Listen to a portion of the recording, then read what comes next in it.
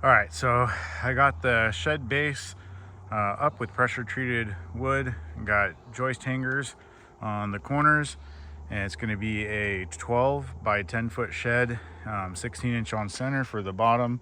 Then I got tongue and groove 3/4 inch sheathing that I'm going to put for the floor, or I'm not sure if it's called sheathing or not, but yeah, tongue and groove for the subfloor.